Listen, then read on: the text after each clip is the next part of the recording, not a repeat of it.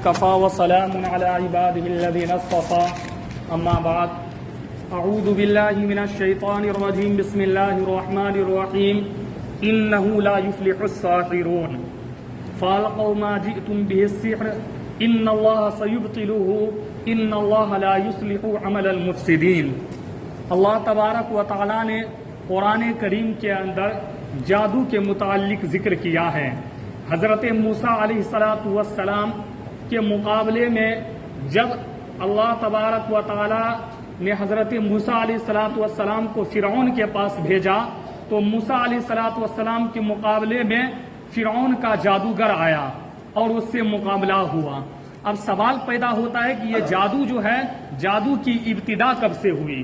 تو یہ سمجھ لیجئے کہ جادو کی ابتدا حضرت ادریس علیہ السلام کے زمانے میں ہاروت اور ماروت نام کے دو فرشتے ایک کنویں کے اوپر اترے تھے اور اس جگہ وہ جادو اور معجزہ میں فرق بتا رہے تھے۔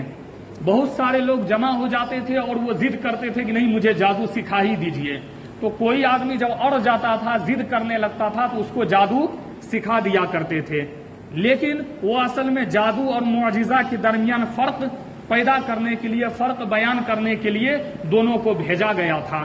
لیکن جب کوئی اڑ جاتا تو وہ جادو سکھا دیتے تھے۔ یہ اللہ تبارک و تعالیٰ کی طرف سے اس شخص کے لیے آزمائش ہوتی تھی جو جادو سیکھ لیا کرتا تھا کہ اس کو وہ یوز کیسے کرتا ہے، استعمال کیسے کرتا ہے۔ تو اسی طریقے سے اسی جگہ سے جادو کی ابتدا ہوئی۔ اب سوال پیدا ہوتا ہے کہ اللہ تبارک و تعالیٰ نے ہاروت اور ماروت یہ دو فرشتوں کو کیوں بھیجا؟ جادو ہی سکھانا تھا، جادو اور معجزہ کے درمیان اگر فرق ہی کروانا تھا تو کسی انبیاء کے ذریعے سے کروا لیتے۔ اس کا جواب دیا جاتا ہے کہ انبیاء اکمل الہدایت کا سرچشمہ ہوتے ہیں، اور انبیاء کی زبان سے جو باتیں نکلتی ہے وہ شریعت بن جاتی ہے۔ اگر جادو ان کی زبان سے نکلواتے تو جادو بھی شریعت بن جاتا، گویا کہ جادو بھی شریعت بن جاتا آگے چل کر کے۔ اس لیے انبیاء سے نہیں، فرشتوں کے ذریعے سے جادو میں اور اللہ تبارک و تعالی نے معجزہ میں، جو معجزہ انبیاء کے ذریعے سے ظہور فرماتے ہیں، اس کے اندر فرق کرنے کے لیے ہاروت اور ماروت کو بھیجا تھا۔ اب معجزہ اور جادو میں فرق کیا ہے یہ دیکھیے۔ جادو کے اندر اسباب خفیہ سے کام لیا جاتا ہے، جبکہ معجزہ کے اندر ایسی بات نہیں ہے۔ کیا مطلب؟ جادو میں اسباب خفیہ، جو بھی سبب جادو کا ہو اس میں جو ہے، جو بھی باتیں ہو یا جو بھی اس کا منتر وغیرہ ہو، وہ خفیف منتر، ہلکا منتر، اس کے ذریعے سے جو ہے کام لیا جاتا ہے۔ معجزہ میں اس طریقے سے نہیں ہے، بلکہ کھلے عام معجزہ کا اعلان اللہ کے نبی کیا کرتے ہیں۔ اسی طریقے سے جادو کے لیے شرائط مقرر ہے، معجزہ کے لیے کوئی شرائط مقرر نہیں ہے۔ نبی جس جگہ بھی ہو معجزہ نازل ہو جاتا ہے، اس پہ معجزہ اس کے اوپر اتر جاتا ہے، نبی معجزہ دکھا دیا کرتے ہیں چاہے جس جگہ بھی ہو۔ حضور صلی اللہ علیہ وسلم نے معجزہ پیالہ کے اندر انگلی دیا اور اس کے بعد پیالہ سے جو ہے ایک جماعت نے پانی پی لیا۔ تو معجزہ کے لیے شرط مقرر نہیں ہے، کسی بھی جگہ انبیاء ہو وہاں معجزہ کا ظہور انبیاء کے ہاتھوں سے اللہ تبارک و تعالیٰ کر دیتا ہے۔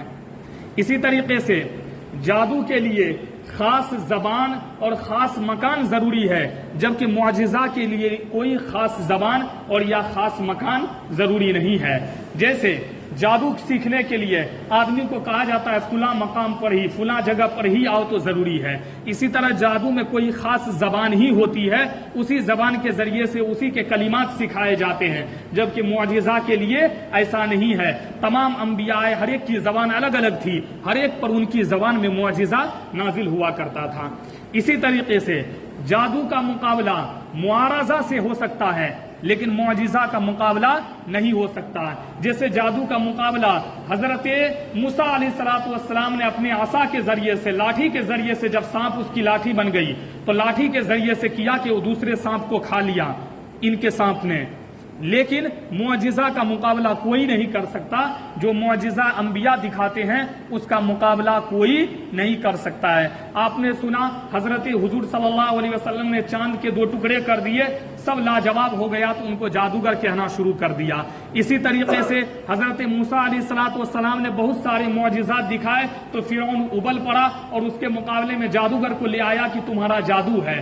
اگر جادو ہوتا تو جادوگر نے فوراً کہا کہ اگر جادو ہوتا تو دنیا کے ماہر ترین جادوگروں میں سے ہم ہیں، ہم اس کا مقابلہ کرتے، یہ جادو نہیں ہے، یہ معجزہ ہے۔ اور فوراً انہوں نے کیا کیا؟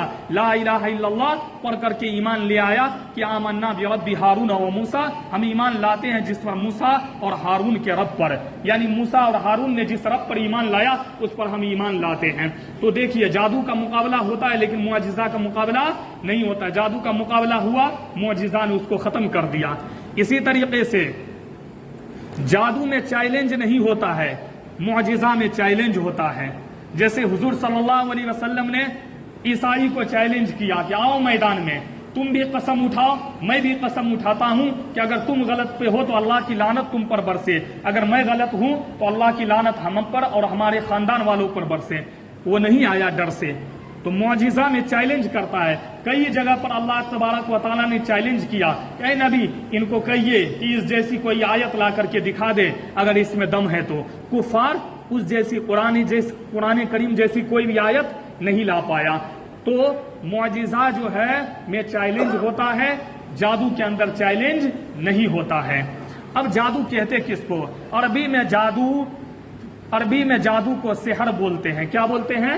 سحر بولتے ہیں، جس کا مطلب ہوتا ہے پوشیدہ چیز۔ اسی سے سحری آیا ہے۔ سحری کو بھی سحری اس لیے کہتے ہیں کہ وہ اندھیرے میں کھائی جاتی ہے، اس لیے اس کو سحری بولتے ہیں۔ اب اصطلاح میں جادو کس کو کہتے ہیں، یعنی عام طور پر جادو کس کو کہا جاتا ہے وہ سنیے۔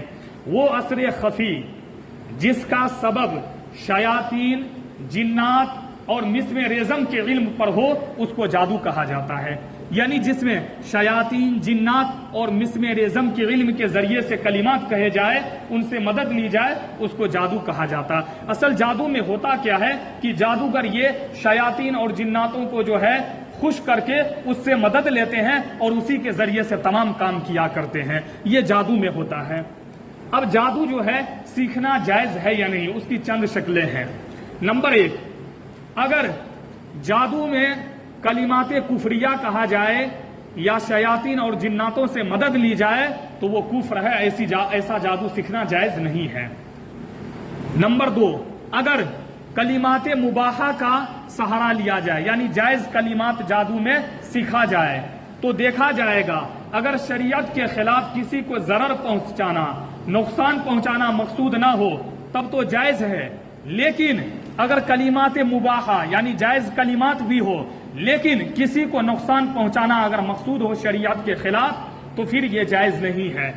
جائز کلیم جیسے عامل وغیرہ بنتے ہیں، قرآن کریم وغیرہ کے ذریعے سے بھی علاج وغیرہ کرتے ہیں، اسی طریقے سے جائز کلمات سے بھی بہت سارے جو ہے عالم وغیرہ، مولانا وغیرہ بھی، اسی طریقے سے مسلمان بھی جادو وغیرہ سیکھتے ہیں۔ لیکن اگر اس کے ذریعے سے کسی کو شریعت کے خلاف نقصان پہنچانا مقصود ہو تو اس طرح کا جادو سیکھنا جائز نہیں ہے۔ جائز فسق ہے اور فسق ہی کفر تک پہنچا دیتی ہے۔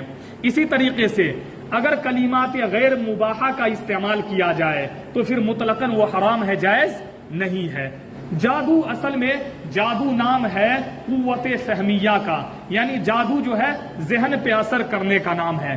جادو کے ذریعے سے انسان کے ذہن پر اثر کیا جاتا ہے۔ اس لیے آپ نے قرآن کریم کے اندر جو ہے سحروا اعین الناس، جب فرعون کے مقابلے میں حضرت موسیٰ علیہ السلام کے مقابلے میں جادوگروں نے آیا تو ان لوگوں نے سحروا اعین الناس، لوگوں کی آنکھوں پر جادو کر دیا تھا۔ لوگوں کو آنکھوں پر، ان کے ذہن پر، قوت فہمیہ کا نام جادو ہے، انسان کی آنکھوں پر، انسان کی فہم پر جادو کر دیا جاتا ہے۔ وہ ہوتا کچھ ہے، اس کو نظر آتا ہے کچھ اور۔ جادو لیکن خطرناک چیز ہے، لیکن جادو پر عمل کرنا یہ کفر ہے۔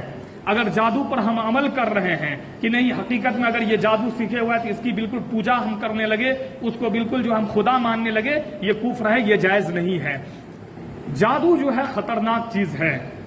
اور جادو حقیقت میں ہے جس کا تذکرہ قرآن کریم نے بھی کیا، انہ لا یفلح الساحرون، جادوگر لوگ کامیاب نہیں ہوتے ہیں۔ حضرت علامہ انور شاہ کشمیری رحمۃ اللہ علیہ ہندوستان میں بہت بڑے محدث گزرے ہیں، جو دارالعلوم دیوبند کے اندر پڑھاتے تھے، اور اتنے بڑے محدث تھے جب ایک بار کسی کتاب کو دیکھ لیتے تھے تو 40 سال تک بھولا نہیں کرتے تھے۔ قادیانی سے ان کا مناظرہ ہونا تھا، مقابلہ ہونا تھا۔ حضرت علامہ انور شاہ کشمیری جو دارالحدیث ہے دارالعلوم دیوبند کے، اس جگہ کھڑکی کے پاس کھڑے ہو کر کے وہ مطالعہ اسٹڈی کر رہے تھے کتاب کا۔ ایک جو ہے پلیٹ کے اندر دیا جلتا ہوا آیا اور حضرت علامہ انور شاہ کشمیری کے سینے کے پاس سے اس طرح سے گزر گیا۔ علامہ انور شاہ کشمیری پڑھانے کے لیے جب بچوں میں آئے، انہوں نے کہا کہ بچوں اب میرے لیے دعا کرو، اب میں زیادہ دن تک جی نہیں سکتا ہوں، اس لیے کہ میرے اوپر خطرناک جادو کر دیا گیا ہے، اور اسی جادو میں وہ انتقال کر گئے، ان کی موت آ گئی، انتقال کر گئے۔ اسی طریقے سے شیخ زکریا رحمۃ اللہ علیہ جن کی کتاب یہاں پڑھی جاتی ہے فضائل اعمال، وہ درس میں پڑھا رہے تھے، ایک بنگالی لڑکا جادو سیکھا تھا، اس نے پڑھاتے ہوئے میں جادو کر دیا شیخ زکریا رحمۃ اللہ علیہ پہ، ان کی زبان رک گئی، لیکن چونکہ روحانی پاور، روحانی طاقت سے وہ فوراً سمجھ گئے، اور انہوں نے فوراً کہا بنگالی تجھے ہوا نہ ملا کوئی، زکریا ہی ملا۔ تو فوراً وہ بچہ آیا اور معافی مانگا کہ حضرت میں نے نیا میں جادو سیکھا، تو میں نے سوچا کہ آپ کے اوپر اگر جادو اثر کر گیا میرا تو پھر سب کے اوپر اثر کر جائے گا، اس لیے میں آزما رہا تھا۔ پھر جا کر کے جو ہے شیخ زکریا رحمۃ اللہ علیہ کے اوپر سے اس نے جادو کو ہٹایا۔ حضرت مولانا یوسف رحمۃ اللہ علیہ راول پنڈی گئے ہوئے تھے اور وہاں پر وہ تقریر کر رہے تھے، اسی بیچ میں پان میں ان کو جادو کر کے کھلا دیا گیا، اسی جگہ ان کی حالت طبیعت بگڑی اور اسی جگہ ان کی موت ہو گئی۔ پھر ان کو لایا گیا اور نظام الدین میں دفنایا گیا۔ تو جادو اس طریقے سے حضور صلی اللہ علیہ وسلم کے اوپر بھی جادو کیا گیا تھا، حضور کے بال کے اوپر جادو کیا گیا تھا، اس لیے حضور صلی اللہ علیہ وسلم نے فرمایا کہ بال اور ناخنوں کو تم دفنا دیا کرو، اس لیے کہ جناتی جادو بالوں کے اوپر اور ناخنوں کے اوپر زیادہ اثر مؤثر ہوتا ہے، زیادہ اثر کرتا ہے، بہت جلدی میں اثر کرتا ہے۔ حضور صلی اللہ علیہ وسلم پر لبید ابن عاصم کی بہن نے جادو کیا تھا، حضور کے بال مبارک اس کو کہیں مل گئے ہوں گے، حضور صلی اللہ علیہ وسلم کے 2 بال کے اوپر انہوں نے 7 گرہ لگا کر کے ایک کنویں کے اندر ڈال دیا تھا۔ حضور صلی اللہ علیہ وسلم جب تبلیغ کرتے تھے، جب دین کی دعوت دینے جاتے تھے تو ان پر جادو کا اثر نہیں ہوتا تھا، اس لیے کہ نبی تھے، اگر اس وقت بھی جادو کا اثر ہوتا اور زبان سے کوئی غلط بات نکل جاتی تو وہ شریعت بن جاتی، یعنی نبی کی زبان سے جو بھی بات نکلتی ہے وہ شریعت بن جاتی ہے۔ اس لیے جب تبلیغ میں نکلتے تھے تو جادو کا اثر نہیں ہوتا تھا، جب گھر میں آتے تھے پھر حضور کے اوپر جادو کا اثر ہوا کرتا تھا۔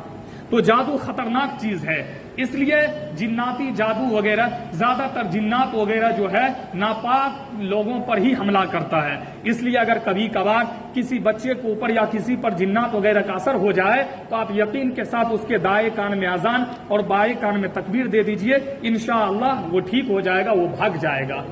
گھروں کے اندر کہتا ہے بچے وغیرہ، چھوٹے بچوں کا جو کپڑے ہو تو وہ کپڑا وغیرہ کو جو اگر ناپاک ہے، پیشاب پاخانہ وغیرہ ہے تو اس کو جلد بازی میں دھونا چاہیے، ناپاک کپڑا گھر میں نہیں رکھنا چاہیے، اس لیے کہ اس سے بدبو آئے گی، اور جہاں بدبو آئے گی وہاں رحمت کے فرشتے نہیں آئیں گے، اور جب رحمت کے فرشتے نہیں آئیں گے تو پھر اس جگہ شیطان آئے گا، اور شیطان آئے گا تو پھر اس جگہ جو ہے شیطانی اثر ہوگا، پھر جھگڑے لڑائی ہوں گے۔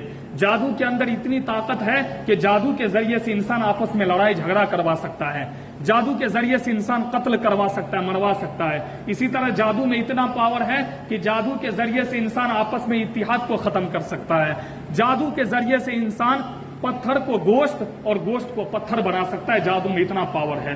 خود کعب احبار رضی اللہ تعالیٰ عنہ فرماتے ہیں حضور صلی اللہ علیہ وسلم نے فرمایا کہ میرے اوپر اتنا خطرناک جادو کیا گیا تھا کہ اگر میں ان کلمات کو نہ کہتا تو قریب تھا کہ وہ عورت جادو کے ذریعے سے مجھے گدھا بنا دیتی۔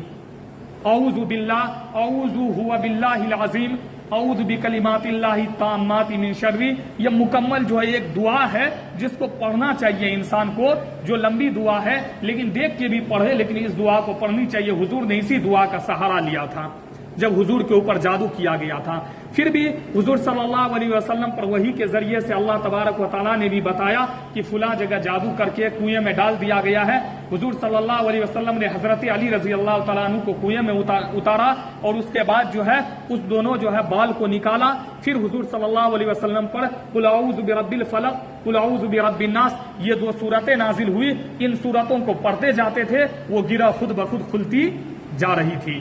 یعنی یہ سورہ جادو کے لیے کاٹ ہے۔ اس لیے گھروں میں جو ہے جو صبح اور شام تین بار قل اعوذ برب الفلق اور قل اعوذ برب الناس یعنی سورہ فلق اور سورہ ناس کو پڑھ کر کے اپنے اوپر دم کر لیا کرے گا، اس کے اوپر جادو کا اثر نہیں ہوگا۔ اور خاص کر کے جادو کا اثر اگر گھر میں آپ چاہتے ہیں کہ نہ ہو تو شیخ زکریا رحمۃ اللہ علیہ کی ہی ایک منزل ہے۔ شیخ زکریا کی منزل اتنی چھوٹی سی پتلی کتاب ہے جس میں مکمل جادو کی آیت قرآن کریم کی آیت ہے۔ اگر اس کتاب کو صبح شام نہیں تو کم سے کم شام میں بھی اگر ایک بار پڑھ لیا جائے گھر میں اور پانی پہ دم کر کے پی لیجئے یا خود پہ دم کر لیجئے، اگر دم نہیں بھی کرتے ہیں تو اس کتاب کو پڑھیے تو جادو کا بالکل اثر نہیں کرے گا۔ اتنا زیادہ مؤثر اس کتاب میں جادو کا کاٹ جو ہے اس کے اندر جو آیتیں لکھی گئی ہیں۔ اس لیے ہر گھر میں شیخ زکریا رحمت اللہ علیہ کی منزل جو ہے یہ رہنی چاہیے۔ شیخ زکریا کی منزل کے نام سے آپ بولیں گے، 10 روپے میں کتاب ملتی ہے، پتلی کتاب، وہ کتاب ہر گھر میں رہنا چاہیے اور اس کتاب کو پڑھنا چاہیے۔ خود شیخ زکریا رحمت اللہ علیہ فرماتے ہیں کہ میرے گھر میں معمول ہے کہ ہماری گھر کی عورتیں صبح اور شام اس کتاب کو جو منزل ہے اس کو پڑھ لیا کرتی ہے اور اپنے اوپر دم کر لیا کرتی ہے تاکہ جادو کا اثر نہ ہو۔ جادو میں وہ پاور ہے ما یفرقون بین المرء وزوجہ کہ جادو کے ذریعے سے انسان جادو کے ذریعے سے میاں بیوی کے درمیان تفریق بھی ڈال سکتا ہے۔ جادو کے ذریعے سے میاں بیوی کے درمیان تفریق بھی ڈال سکتا ہے، جدائی بھی کر سکتا ہے، وہ جادو میں پاور ہے۔ لیکن جادو پر عمل کرنا یہ کفر ہے۔ جادو بھی مؤثر اسی وقت ہوتا ہے جب اس کے اندر اللہ تبارک و تعالیٰ اثر ڈالے۔ جادو بھی اثر اسی وقت کرتا ہے جب اس کا وقت آ جائے، اس کی قسمت میں بھی لکھا ہو کہ وہ جادو اس پر اثر کرے گا، تبھی جا کے اثر کرتا ہے۔ لیکن یہ طے ہے کہ جادو ہے اور جادو سے بچنے کے لیے اللہ کے نبی نے بھی دعائیں بتائی ہے۔ قرآن کریم میں بھی بہت ساری دعائیں جیسے فالقوا ما جئتم به السحر ان اللہ سیبطلہ ان اللہ لا یصلح عمل المفسدین ویحق اللہ الحق بکلماتہ ولو کرہ المجرمون، یہ آیت بھی جادو کے کاٹ کے لیے ہے۔ اس آیت کو بھی انسان پڑھ سکتا ہے۔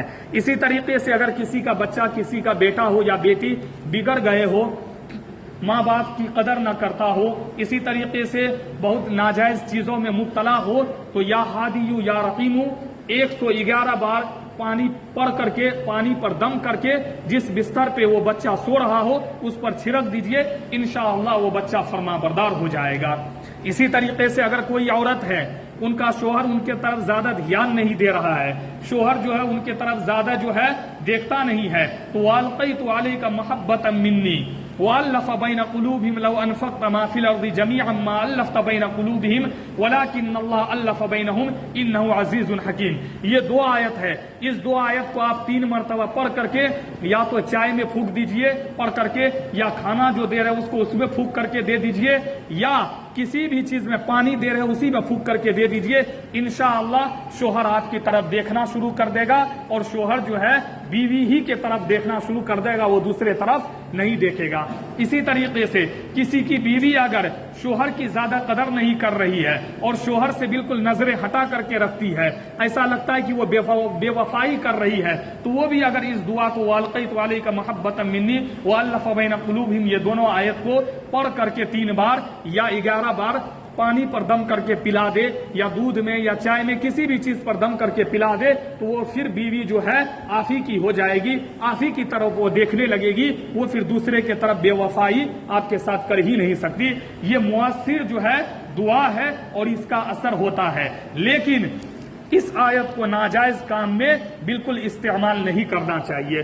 بہت سارے نوجوان جو کسی کے حافظ وغیرہ ہوتے ہیں، حفاظ وغیرہ کے پاس پہنچتے ہیں، چونکہ ان کو زیادہ علم ہوتا نہیں ہے، अगर पैसा उनको ज्यादा दे दे 2-4-5 हजार रुपए तो वो इस आयत को लिख करके दे देते हैं कि किसी तरीके से उस लड़की को जिससे तुम प्यार करना चाहते हो उसको खिला दो या पिला दो, वो तुम्हारी हो जाएगी। ये नाजायज है, इस तरीके से करना नाजायज है, इसका असर फौरन हो जाता है। इसलिए इस तरीके से इस्तेमाल करना या किसी भी मौलाना या हुफाज के लिए किसी को इस तरीके से नाजायज कामों में इस आयत को देना ये जायज नहीं है। आज बहुत जगह इस आयत का इस्तेमाल गलत तरीके से होता है जो बिल्कुल ही नाजायज है।